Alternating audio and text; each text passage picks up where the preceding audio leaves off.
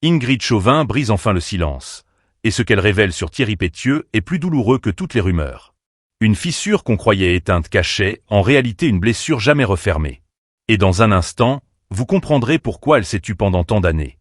Avant que les murmures de rupture, de contrôle et de blessures enfouies ne commencent à circuler dans les coulisses de la télévision française, le public connaissait une toute autre Ingrid Chauvin, douce, lumineuse, presque intouchable.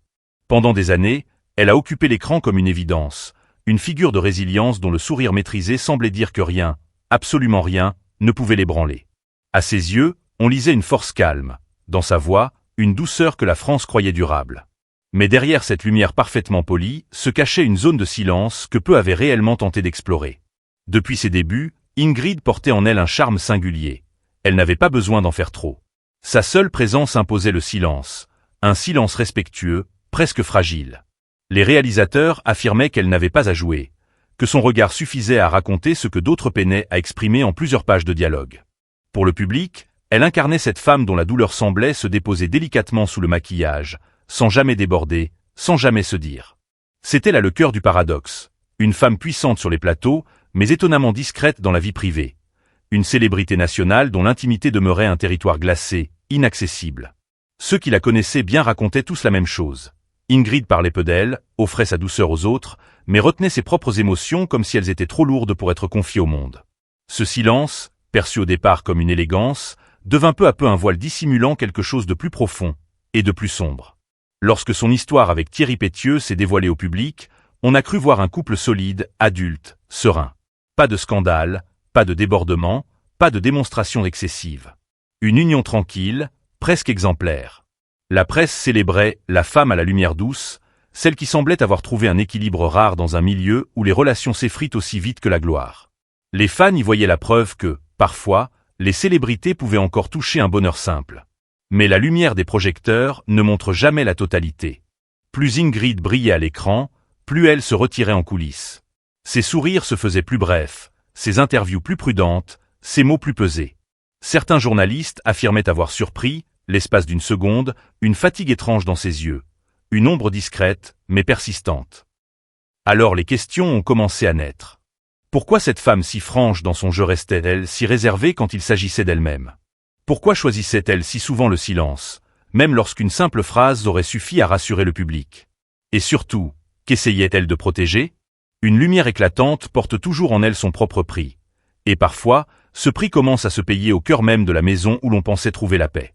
Avant que leur histoire ne devienne un champ de ruines silencieux, il y a eu une première rencontre, presque anodine, presque imperceptible, mais qui a changé le cours de la vie d'Ingrid Chauvin. Ce n'était ni une soirée mondaine, ni un moment de gloire publique.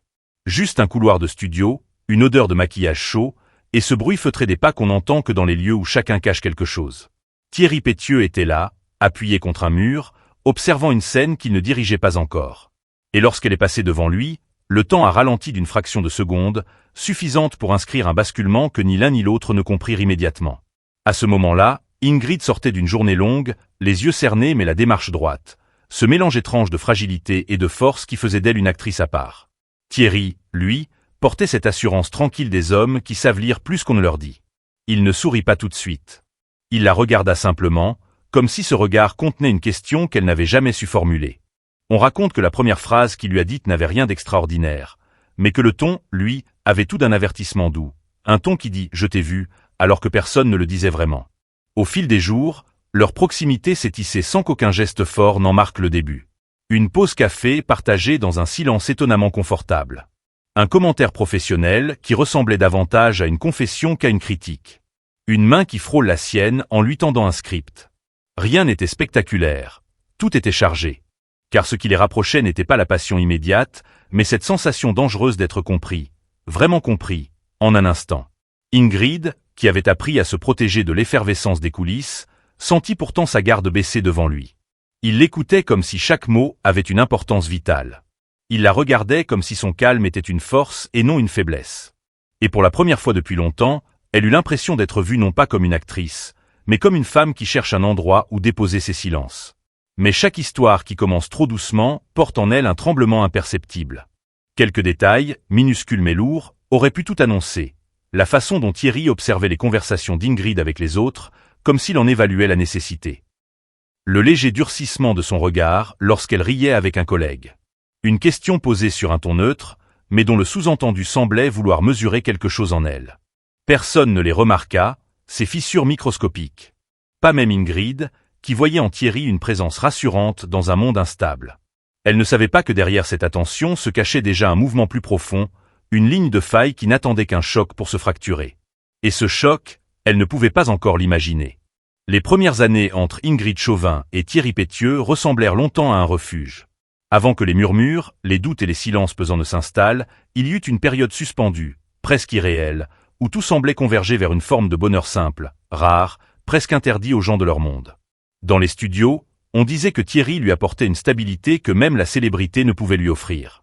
À la maison, on racontait que sa présence calmait les tremblements invisibles qu'Ingrid portait depuis l'enfance. Et elle, dans ses interviews, parlait d'un équilibre précieux, comme si elle avait enfin trouvé l'endroit où poser son âme fatiguée. Au début, il y avait cette alliance discrète mais forte entre eux. Ils connaissaient les codes du métier, ses coulisses, ses ombres. Ils comprenaient l'usure émotionnelle qu'un rôle peut laisser sur une femme qui joue trop souvent la douleur. Lorsqu'elle rentrait tard, les épaules tombantes, il l'écoutait sans interrompre. Il savait tendre un verre d'eau au moment exact où sa voix vacillait. Il savait se taire lorsqu'elle cherchait simplement un regard pour exister. Ingrid, qui avait traversé tant de tempêtes intérieures, trouvait dans ses gestes une douceur inattendue. Elle croyait voir dans ses yeux la promesse d'une vie nouvelle, plus lente, plus humaine. Et puis il y eut les petites joies, celles que personne ne voit mais qui construisent une maison. Les petits déjeuners pris sur un coin de table, le rire d'Ingrid lorsqu'il prononçait son prénom comme un secret, les projets à deux, les voyages annulés au dernier moment parce qu'ils préféraient rester un soir de plus dans leur cocon. C'était une période d'une beauté fragile, presque transparente, où rien ne semblait pouvoir les atteindre. Même leurs proches y voyaient un amour sincère, un amour sans geste spectaculaire mais nourri d'attention quotidienne.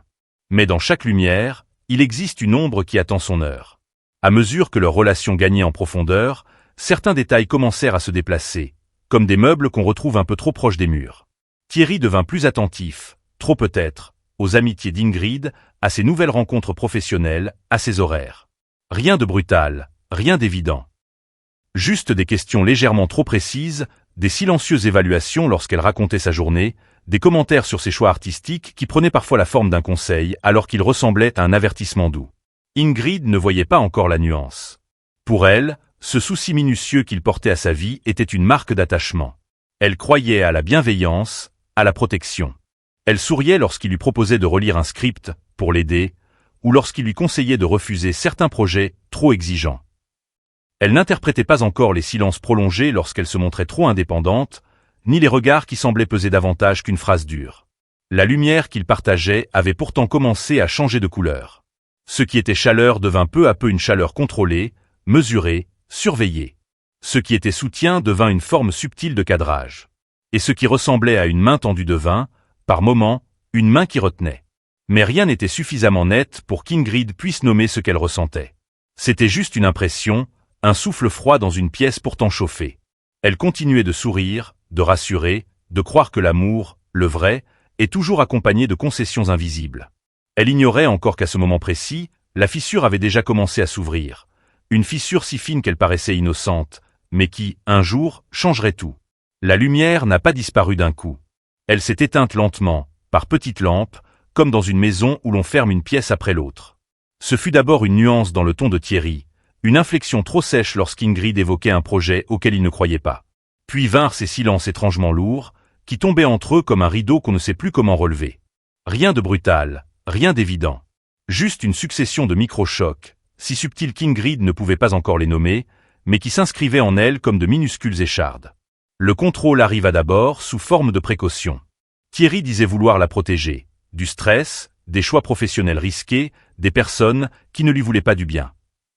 Il relisait ses scénarios, commentait ses scènes, évaluait ses partenaires de jeu. Ingrid y voyait une marque d'attention. Elle ne percevait pas encore, que ses gestes tendaient à réduire ce qu'elle était, à redessiner ses contours selon ses propres attentes.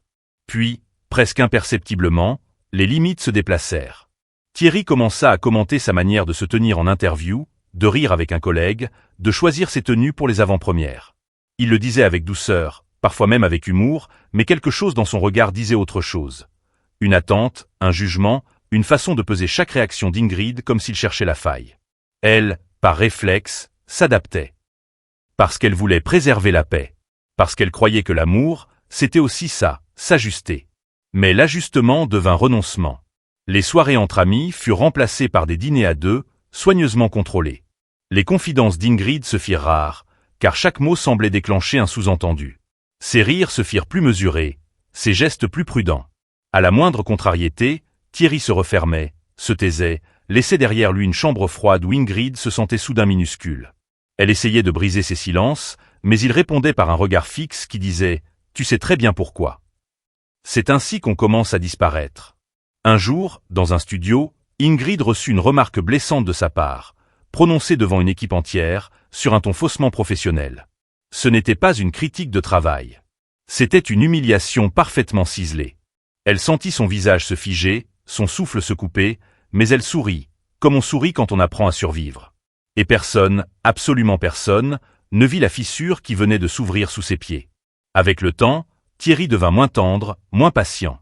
Ce qui avait été de la protection devint du contrôle. Ce qui avait été de l'écoute devint de la surveillance.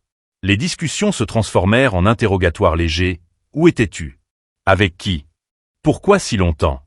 Il n'osait pas la voix. Il n'en avait pas besoin. Ses silences suffisaient. Ingrid tenta plusieurs fois d'expliquer son malaise, mais il renversait chaque mot contre elle, pointant du doigt sa sensibilité, son stress, sa tendance à exagérer. Elle finit par croire que le problème venait d'elle. Et c'est ainsi qu'une femme s'efface, non pas d'un coup, mais morceau par morceau. Ses proches, inquiets, notaient qu'elle semblait fatiguée, moins présente, moins lumineuse. Elle rassurait tout le monde, « Je vais bien ». C'était faux. Elle ne dormait plus. Elle ne respirait plus vraiment. La maison autrefois chaleureuse était devenue un terrain miné. Ingrid avançait en silence, mesurant chaque mot, chaque geste. Elle n'était plus actrice. Elle était spectatrice de sa propre vie qui se rétrécissait, centimètre par centimètre. Et puis il y eut ce soir-là. Un détail, une phrase, un regard. Rien de spectaculaire, mais suffisant pour faire tout basculer. Ce soir où Ingrid comprit soudain que ce qu'elle prenait pour de l'amour n'était plus que l'ombre d'un lien qui l'étouffait. Elle ne le savait pas encore, mais ce moment serait l'antichambre du point de rupture. Le point de rupture ne se produit jamais comme on l'imagine. Ce n'est ni un cri, ni un geste spectaculaire, ni même une scène de film où tout explose d'un coup. Parfois, il suffit d'un soir ordinaire, d'un mot trop froid, d'un silence trop long pour que tout s'effondre. Pour Ingrid, ce soir-là commença comme n'importe quel autre. Un dîner silencieux, une lampe qui grésille, une fatigue qu'elle ne parvenait plus à cacher. Et Thierry, assis en face d'elle, le regard fixe, comme s'il évaluait quelque chose qu'elle n'avait plus la force de lui donner. Elle évoqua un projet qui la faisait vibrer, un rôle qu'elle voulait défendre, une histoire dans laquelle elle se reconnaissait. Il répondit sans lever les yeux. « Ce n'est pas pour toi. » 4 mots. 4 coups. La phrase tomba entre eux comme une pierre dans une eau déjà glacée. Ingrid sentit son cœur se contracter, un mouvement presque imperceptible mais suffisamment fort pour lui rappeler qu'elle était encore vivante, et qu'elle souffrait. Elle tenta de comprendre, de discuter, de demander pourquoi. Il se contenta d'un sourire mince, un sourire qui n'en était pas un sourire qui disait « Tu ne vois donc pas que je sais mieux que toi ». Ce soir-là, quelque chose se déchira en elle. Non pas parce qu'il avait contredite. Cela, elle avait appris à l'accepter, mais parce qu'elle réalisa soudain qu'elle ne se reconnaissait plus dans le reflet de ses yeux. Elle n'était plus Ingrid. Elle n'était plus femme, ni artiste, ni mère. Elle était devenue un contour, une silhouette, une version réduite d'elle-même. Elle se leva de table pour reprendre son souffle. Dans le couloir, la maison lui parut étrangère. Les murs semblaient plus étroits, les ombres plus longues. Elle marcha lentement, comme si chaque pas confirmait une vérité qu'elle avait trop longtemps refusée. Elle vivait dans un endroit où elle n'existait plus. À un moment, elle s'arrêta. Une seconde suspendue, un souffle coupé, une main posée contre le mur pour ne pas tomber. C'est alors que Thierry la rejoignit. Il ne cria pas. Il n'eut pas besoin. Sa voix basse, presque douce, fut plus brutale que n'importe quelle colère. Tu dramatises encore. C'est pour ton bien. Cette phrase, anodine pour certains, fut pour elle une condamnation. Car rien, absolument rien, n'est plus violent que de nier la douleur d'une femme qui tente de rester debout. Elle retourna dans la pièce principale, s'assit en silence, les mains tremblantes sous la table. Le monde entier semblait rétrécir autour d'elle. Elle comprit alors, d'un coup, que si elle continuait ainsi, elle disparaîtrait complètement. Pas dans un geste tragique. Pas dans un scandale. Non, Simplement, lentement, comme une lumière qu'on oublie d'allumer un soir d'hiver. Et dans cette prise de conscience, aussi douce que terrifiante, une décision naquit, fragile, mais irréversible. À partir de cette nuit-là, rien ne fut jamais comme avant. La révélation ne surgit pas comme un cri de guerre. Elle arriva dans un studio trop éclairé, un matin où Ingrid, fatiguée mais droite, accepta enfin de mettre des mots sur ce qu'elle avait enduré. Le journaliste lui posa une question anodine, presque polie. Pourquoi avoir gardé le silence si longtemps? Elle inspira profondément. Et pour la première fois depuis des années, sa voix ne trembla pas, parce que je survivais, dit-elle simplement. La pièce se figea. Pas un souffle ne bougea, pas un stylo ne gratta le papier. Elle continua, d'un ton calme, presque médical. On peut aimer quelqu'un, et se perdre entièrement. Je me suis tue pour protéger un foyer qui me consumait. Chaque phrase tombait comme un diagnostic. Pas de colère, pas d'accusation directe. Juste une vérité nue, froide, inattaquable. Une vérité qu'elle avait portée trop longtemps seule. Puis elle ajouta une phrase que personne n'attendait. Le silence peut devenir une prison. Et j'y ai vécu des années. Ce fut un choc. Les caméras se rapprochèrent, les journalistes se regardèrent. Pour la première fois, Ingrid décrivait non pas une rupture, mais une disparition progressive de soi, un effacement orchestré avec une précision invisible aux yeux du public. Elle ne donna pas de détails sensationnels. Elle refusa les mots faciles, les noms jetés comme des pierres. À la place, elle parla de peur, de contrôle, d'ombre dans une maison où l'on croyait être aimé. Il y a des violences qui ne laissent pas de bleu, murmura-t-elle. Une phrase qui résonna bien au-delà du plateau. Les réseaux sociaux s'enflammèrent. Des milliers de femmes écrivirent qu'elles s'étaient reconnues dans ces mots.